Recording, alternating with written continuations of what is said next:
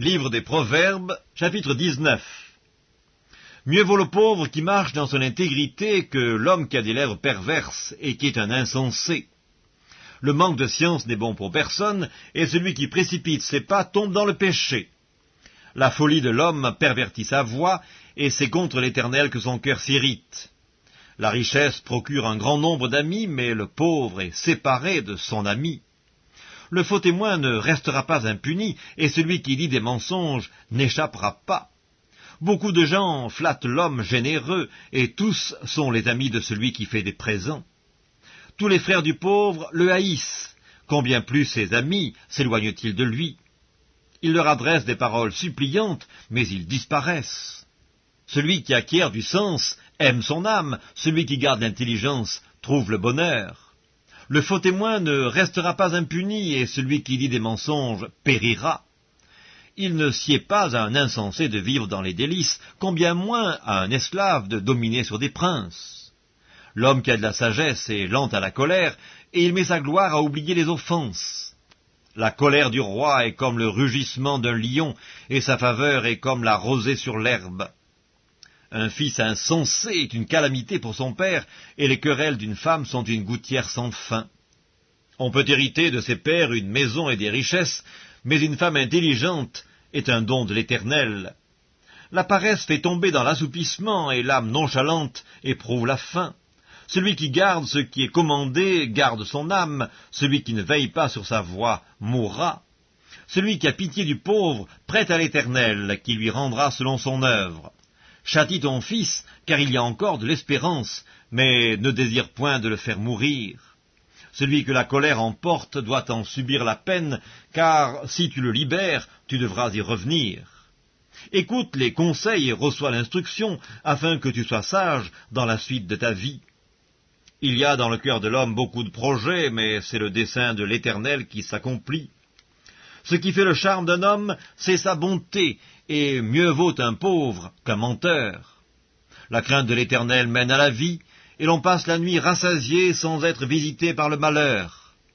Le paresseux plonge sa main dans le plat, et il ne la ramène pas à sa bouche.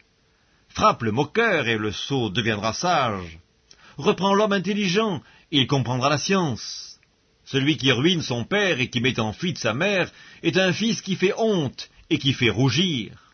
Cesse, mon fils, d'écouter l'instruction, si c'est pour t'éloigner des paroles de la science. Un témoin pervers se moque de la justice, et la bouche des méchants dévore l'iniquité. Les châtiments sont prêts pour les moqueurs, et les coups pour le dos des insensés. Psaume 91. Celui qui demeure sous l'abri du Très-Haut repose à l'ombre du Tout-Puissant. Je dis à l'Éternel, mon refuge et ma forteresse, mon Dieu en qui je me confie. Car c'est lui qui te délivre du filet de l'oiseleur, de la peste et de ses ravages. Il te couvrira de ses plumes, et tu trouveras un refuge sous ses ailes. Sa fidélité est un bouclier et une cuirasse. Tu ne craindras ni les terreurs de la nuit, ni la flèche qui vole de jour, ni la peste qui marche dans les ténèbres, ni la contagion qui frappe en plein midi. Que 1000 tombent à ton côté et 10 000 à ta droite, tu ne seras pas atteint. De tes yeux seulement tu regarderas, et tu verras la rétribution des méchants. Car tu es mon refuge, ô Éternel, tu fais du Très-Haut ta retraite. Aucun malheur ne t'arrivera, aucun fléau n'approchera de ta tente, car il ordonnera à ses anges de te garder dans toutes tes voies, ils te porteront sur les mains de peur que ton pied ne heurte contre une pierre. Tu marcheras sur le lion et sur l'aspic, tu fouleras le lionceau et le dragon, puisqu'il m'aime, je le délivrerai, je le protégerai, puisqu'il connaît mon nom. Il m'invoquera et je lui répondrai. Je serai avec lui dans la détresse, je le délivrerai et je le glorifierai. Je le rassasierai de longs jours, et je lui ferai voir mon salut. Psaume 92. Psaume, cantique pour le jour du sabbat. Il est beau de louer l'Éternel et de célébrer ton nom, ô Très-Haut, d'annoncer le matin ta bonté et ta fidélité pendant les nuits, sur l'instrument à 10 cordes et sur le luth, au son de la harpe. Tu me réjouis par tes œuvres, ô Éternel, et je chante avec allégresse l'ouvrage de tes mains. Que tes œuvres sont grandes, ô Éternel, que tes pensées sont profondes. L'homme stupide n'y connaît rien, et l'insensé n'y prend point garde. Si les méchants croissent comme l'herbe, si tous ceux qui font le mal fleurissent, c'est pour être anéantis à jamais. Mais toi, tu es le Très-Haut, à perpétuité, ô Éternel, car voici tes ennemis, ô Éternel, car voici tes ennemis périssent. Tous ceux qui font le mal sont dispersés, et tu me donnes la force du buffle. Je suis arrosé avec une huile fraîche, mon œil se plaît à contempler mes ennemis, et mon oreille à entendre mes méchants adversaires. Les justes croissent comme le palmier, ils s'élèvent comme le cèdre du Liban.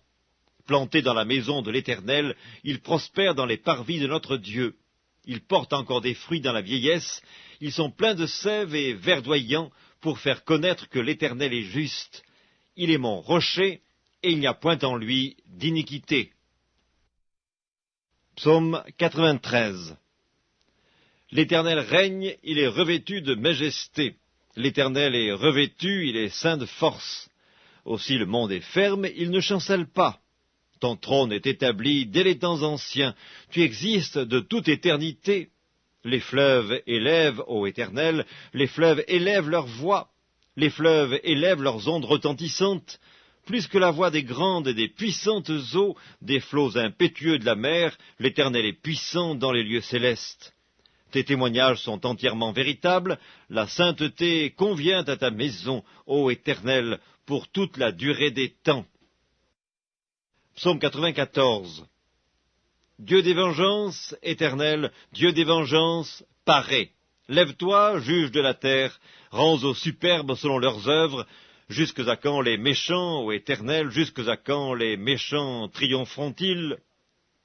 Ils discourent, ils parlent avec arrogance, tous ceux qui font le mal se glorifient. Éternel, ils écrasent ton peuple, ils oppriment ton héritage, ils égorgent la veuve et l'étranger, ils assassinent les orphelins.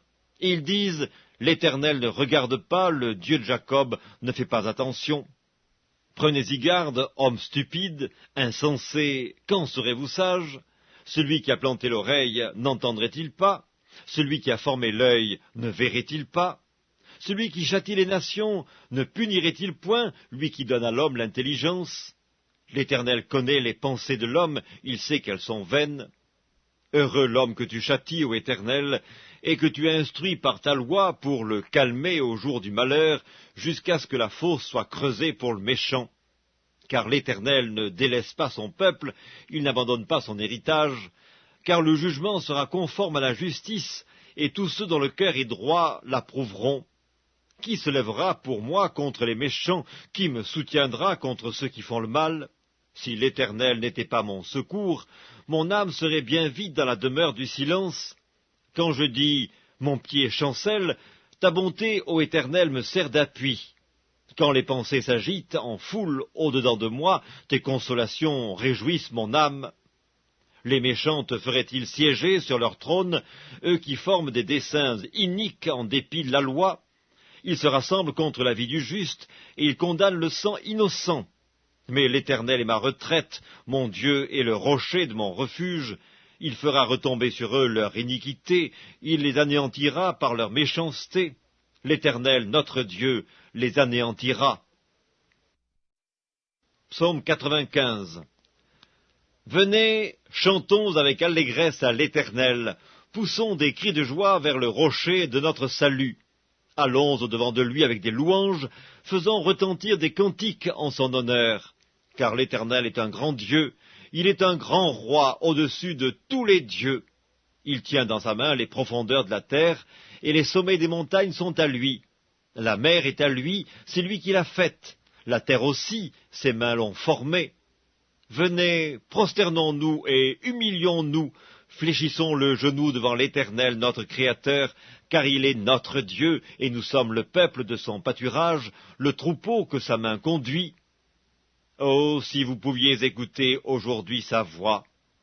N'endurcissez pas votre cœur comme à Mériba, comme à la journée de Massa dans le désert, où vos pères me tentèrent, m'éprouvèrent, quoiqu'ils vissent mes œuvres.